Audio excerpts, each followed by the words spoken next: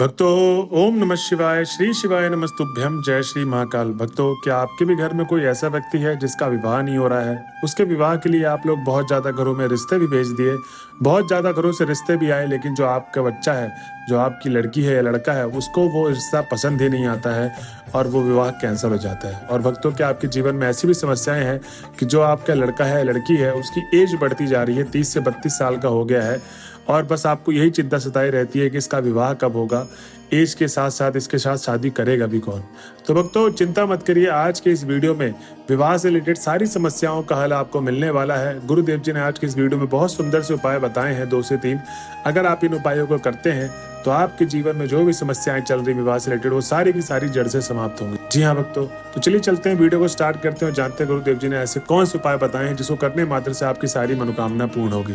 तो भक्तों, सबसे पहले तो मेरी आपसे ये दरखास्त है कि वीडियो 7 से 8 मिनट की होगी, तो वीडियो को कृपया करके पूरा सुनिएगा।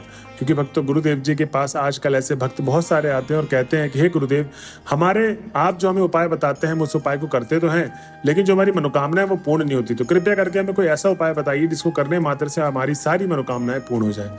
तब भक्तों, गुरुदेव जी कहते हैं, जो भी भक्त मेरे उपाय को सुनते हैं टीवी के माध्यम से, यूट्यूब या फेसबुक के माध्यम से, तो कृपया करके उस उपाय को लिख लें।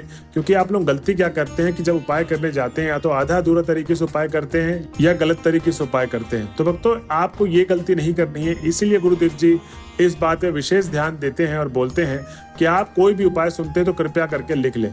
क्योंकि लिखने से होगा क्या कि जब भी आप उपाय करने को जाएंगे, तो जब आप उपाय करने जा रहे हैं तो वो लिखे हुए उपाय को एक बार आप देख लें, तो आपको सारा का सारा उपाय एक बार फिर से स्मरण हो जाएगा और आप वैसे वैसे उपाय करेंगे जैसा जैसा गुरुदेव जी ने बताया, और आपकी जो मनोकामना अवश्य पूर्ण होगी, क्योंकि आपने उस उपाय में गलती नहीं की। तो चलिए चलते हैं उपाय की तरफ। और जो भी भक्त आज हमारे चैनल में पहली बार आए हैं और मेरी आवाज पहली बार सुन रहे, तो चैनल को कर ले सब्सक्राइब और बेल नोटिफिकेशन को ऑन कर ले, जिससे गुरुदेव जी की आने वाली अपकमिंग वीडियोस आपको मिलती रहे। तो भक्तों, सबसे पहले उपाय में गुरुदेव जी बताते हैं कि आपको करना क्या है। इस उपाय में आपको चाहिए एक मिट्टी का कलश। क्या चाहिए? मिट्टी का कलश चाहिए इसमें। और उस कलश को आप घर पे ला लें, और घर पे लाने के बाद आपको उसको धो के सुखवा लेना है। अब जब वो कलश सूख गया, तब उसमें आपको करना यह है कि चावल भर लेना है, आधे से ज्यादा। ठीक, अब जब आपने चावल भर लिया, उसके बाद आपको चाहिए एक सिक्का। अब चाहे 2 रुपए का हो, 5 रुपए का हो, 1 रुपए का हो, 10 रुपए या 20 रुपए, कोई भी एक सिक्का आपको डालना है। ठीक, उसके बाद आपको डालना है उसमें एक बेलपत्र। अब जो एक बेलपत्र आप डालेंगे, ध्यान रहे, स्मरण रहे, कहीं से वो बेलपत्र कटा पिटा ना हो और एकदम ताजा बेलपत्र चाहिए। ठीक, तो ये तीनों सामग्री आपको डालनी है। उसके बाद आपको करना क्या है कि जिस आपके घर में जिस व्यक्ति का विवाह नहीं हो रहा, चाहे लड़का है लड़की, उसको ये करना है कि उस कलश को लाल कपड़े से उसका पोटली बना ले। जैसे पोटली बनती है, तो लाल कपड़े से उसको बांध दे पूरे कलश को और पोटली बना ले। अब पोटली बनाने के बाद ये उपाय आपको करना है किसी भी सोमवार या किसी भी रविवार वाले दिन। किस दिन? किसी भी सोमवार या किसी भी रविवार वाले दिन इस उपाय को आपको करना है। इसमें गुरुदेव जी बताते हैं कि आपको सोमवार या रविवार वाले दिन माता रानी के मंदिर में जाना है। किस दिन जाना है? माता रानी के मंदिर पे सोमवार या रविवार वाले दिन। इस उपाय को करेंगे कब? तो आप सुबह ब्रह्म मुहूर्त के समय से लेकर सुबह 7 बजे के बीच में, मतलब 4:30 4 बजे के आसपास से लेकर 7 बजे के आसपास आपको इस उपाय को कर देना है। जी हाँ भक्तों, गुरुदेव जी कहते हैं कि जब आप माता रानी के मंदिर में पहुंच जाएंगे, सबसे पहले तो 7 से 10 मिनट आपको माता रानी का स्मरण करना है, उनके नाम का जाप करना है, उनके मंत्रों का उच्चारण करना है, आराधना करनी है उनकी। उसके बाद ही आपको उपाय शुरू करना है। इस चीज का आपको क्या करना है? विशेष ध्यान देना है।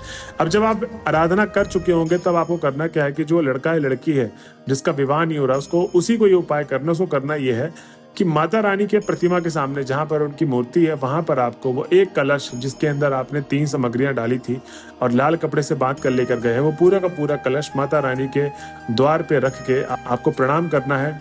और अब आपको अपना नाम और गोत्र बोलते हुए जो भी समस्याएं चल रही हैं विवाह से रिलेटेड, जैसी भी समस्याएं हैं जिस कारण से आपका विवाह नहीं हो रहा, वो सारी की सारी समस्याएं आपको माता रानी के सामने बोलनी है। उसके बाद आपको अपनी पूरी की पूरी मनोकामना बोलते हुए घर की तरफ चले आना है। भक्तों, गुरुदेव जी कहते हैं कि जो भी भक्त मेरे बताए गए उपाय को, ये कलश वाला उपाय कर लेते हैं, उसकी जो भी मनोकामनाएं है विवाह से रिलेटेड, वो सारी की सारी मनोकामनाएं उसकी अवश्य पूर्ण होंगी। और माता रानी आपका ऐसी जगह पे रिश्ता पक्का करेंगे जिस घर पे आप बहुत ज्यादा खुश रहेंगी। आपका जीवन सदैव खुशमय बना रहेगा। तो भक्तों, ये था पहला उपाय जिसमें गुरुदेव जी ने माता रानी का ये उपाय बताया था। अब हम चलते हैं महादेव के उपाय की तरफ, जिसमें गुरुदेव जी बताते हैं कि इसमें आपको करना क्या है इसमें चाहिए आपको एक बेलपत्र। जी हाँ भक्तों, बेलपत्र आपको चाहिए, बस ध्यान रहे कि बेलपत्र कहीं से कटा पिटा खंडित नहीं होना चाहिए, ठीक। उसके बाद आपको क्या चाहिए, पीला चंदन और लाल चंदन। अब जब आपने पीला चंदन लाल चंदन ले लिया, अब आपको सीधा एक लोटा जल जो तांबे के लोटे में होना चाहिए और घर से भर के आपको लेके जाना है सीधा महादेव के मंदिर पे, ठीक। जो जल भरेंगे वो घर से भर के लेके जाना है, इसका आपको विशेष ध्यान देना है, ठीक। जल्दीबाजी में ये नहीं कि आप मंदिर परिसर से भर लें। उसके बाद जब आप महादेव के मंदिर पहुंच जाएंगे तो गुरुदेव जी सबसे पहले तो कहते हैं कि आपको 7 से 10 मिनट भगवान भोले बाबा की आराधना करनी है, ठीक। अब जब आप आराधना कर चुके होंगे तब उसके बाद आपको करना क्या है कि जो एक बेल पत्र लेकर गए थे, उस बेल पत्र के बीच वाले पत्ते में, जो बीच वाला ऊपर वाला पत्ता है, उसमें आपको पीला चंदन लगाना है पूरे के पूरे पत्ते में। और बाकी के जो 2 नीचे के पत्ते हैं, दाएं साइड और बाएं साइड वाले, उसमें आपको लाल चंदन लगाना है और पूरे के पूरे पत्ते में लगा देना है, 2 के दोनों पत्तों में, ठीक। उसके बाद भक्तों गुरुदेव जी कहते हैं कि सबसे पहले तो आपको करना क्या है कि जो एक लोटा जल लेकर गए थे तांबे के लोटे में, घर से भरकर वो पूरा का पूरा जल भगवान भोले बाबा के शिवलिंग पर समर्पित कर देना है। अब जब आप शिवलिंग पर समर्पित कर चुके हैं तो सबसे पहले तो आपको वो जो बेल पत्र है उत्तर दिशा की तरफ मुख करना है और शिवलिंग के सामने खड़े होकर आपको अशोक सुंदरी वाले स्थान पे वो बेल पत्र का पत्ता रखना है जिसमें आपने पीला चंदन ऊपर वाले भाग में लगाया था और नीचे वाले भाग में लाल चंदन लगाया था। तो आपको करना क्या है कि वो एक बेल पत्र अशोक सुंदरी वाले स्थान पे रखना है। अब आपको, अगर ये उपाय उनकी माताएं कर रही हैं, उनके पिता कर रहे हैं, और अगर वो लड़का या लड़की खुद कर रहे हैं जिसका विवाह नहीं हो रहा है, तो उनको अपना नाम और गोत्र बोलना है। और अगर वो उनकी उपाय माताएं कर रही हैं तो उनको अपने बेटी या बेटे का नाम और गोत्र बोल के जो भी मनोकामना है वो मनोकामना भगवान भोले बाबा के सामने रख देनी है। भक्तों गुरुदेव जी कहते हैं कि जो भी भक्त मेरे बताए गए उपाय को इस तरीके से करता है, उसकी जो भी मनोकामना है भगवान भोले बाबा उसकी मनोकामना अवश्य पूर्ण करते हैं। तो भक्तों ये था दूसरा उपाय जिसमें गुरुदेव जी बताते हैं कि आपको ऐसे ऐसे करना है, ठीक। अब भक्तों चलते हैं हम अंतिम उपाय में, जिसमें गुरुदेव जी ने बताया है कि एक बेल पत्र की डंडी वाला और काली मिर्च का उपाय है। जो भी भक्त करता है उसके जीवन काल में जो भी समस्याएं विवाह से रिलेटेड हो, सारी की सारी मनोकामना आपकी पूर्ण होंगी।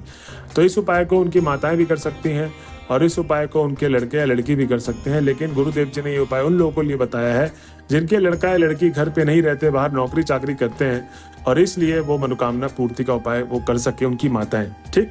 तो इसमें भक्तों गुरुदेव जी कहते हैं कि सबसे पहले तो आपको बेल पत्र की डंडी चाहिए और एक काली मिर्च।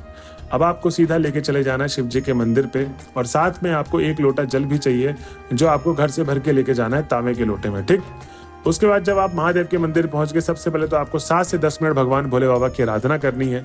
आराधना करने के बाद आपको अपना उपाय शुरू करना है। तो सबसे पहले गुरुदेव जी कहते हैं कि आपको उत्तर दिशा की तरफ मुख करके शिवलिंग के सामने बैठ जाना है और आपको वो जो बेल पत्र की डंडी और एक काली मिर्च लेकर गए थे, सबसे पहले तो आपको शिवलिंग के सबसे पीछे वाले भाग में, जैसे जहां पर आप बैठे हैं शिवलिंग के सामने वाला भाग जो आपको दिख रहा है उसके जस्ट अपोजिट वाले भाग में, मतलब पीछे जहां पर आपको दिख नहीं रहा है शिवलिंग का हिस्सा, वहीं पर आपको बेल पत्र की डंडी और एक काली मिर्च रख के खड़े होकर आपको पूरा का पूरा एक लोटा जल समर्पित कर देना है। भक्तों गुरुदेव जी कहते हैं कि जो भी भक्त सोमवार के दिन इस उपाय को करते हैं, चाहे उनके बेटा या बेटी ही कर रहे हैं जिनका विवाह नहीं हो रहा है, चाहे उनकी माताएं भी कर रही हैं, तो उनकी मनोकामना भगवान भोले बाबा स्वयं पूर्ण करेंगे और आपका विवाह ऐसी जगह पे होगा जहां पर आप जीवन भर खुश रहेंगे और आपका जीवन साथी हमेशा आपको खुश रखेगा।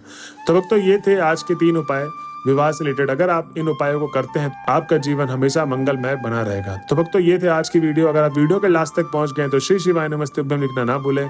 मिलते हैं अगले वीडियो में, जब तक के लिए बने हमारे चैनल में। हर हर महादेव।